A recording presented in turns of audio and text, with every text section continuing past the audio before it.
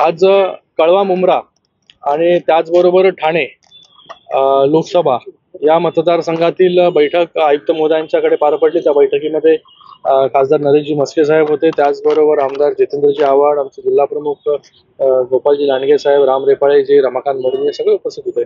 त्यामध्ये कळव्या मुंब्र्यामध्ये कळव्यामध्ये जे स्विमिंग पूल आहे त्या स्विमिंग पूलच्या ठिकाणी multi storey vertical sports complex ही नवीन संकल्पना आम्ही घेऊन येतोय। 10 कोटी रुपये अगोदरच मंजूर झाले त्याच्यासाठी, म्हणजे कळव्याच्या नागरिकांसाठी स्विमिंग पूल बरोबर बाकी अमेनिटीज, बॅडमिंटन असेल, लॉन टेनिस असेल, क्रिकेट असेल, सगळ्याच गोष्टी, स्क्वॉश असेल, या सगळ्या गोष्टी त्या एकाच ठिकाणी त्यांना मिळतील।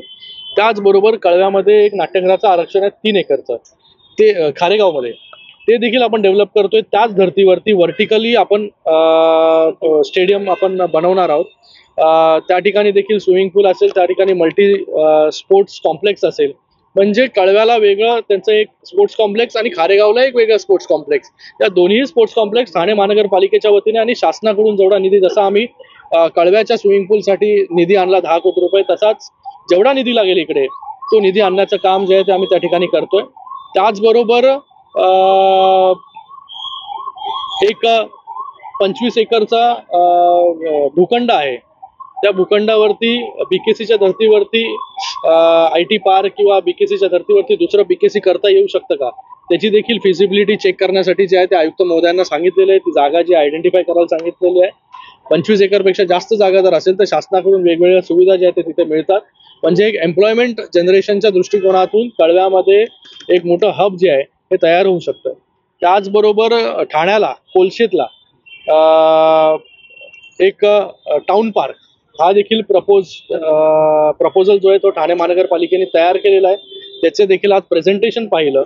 म्हणजे एकंदरीत त्या टाउन पार्कमध्ये कन्व्हेन्शन सेंटर असेल, स्पोर्ट्स कॉम्प्लेक्स असेल, बाकी सगळ्या एक जसं सेंट्रल पार्क केलेलं आहे आपण ठाण्यामध्ये, त्याच धर्तीवरती सेंट्रल पार्क देखील त्या ठिकाणी होऊ शकतं।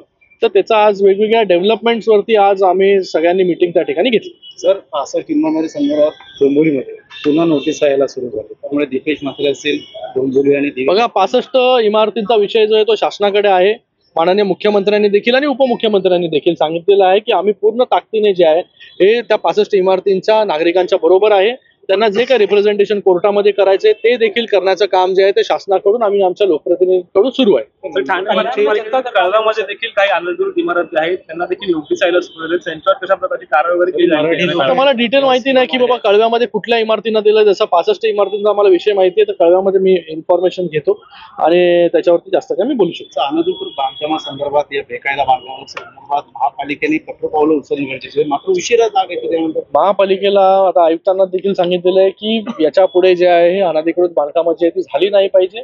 अनधिकृत बांधकामं झाल्यामुळे त्याच्यामध्ये सर्वसामान्य माणूसच भरडला जातो, त्याला माहिती नसतं अधिकृत आहे अनधिकृत आहे। मला वाटतं हे मुळात झालेच नाही पाहिजे आणि जर होत असतील तर त्याच्यावरती कठोर अशी कारवाई जी आहे ती महापालिकेकडून झालीच पाहिजे।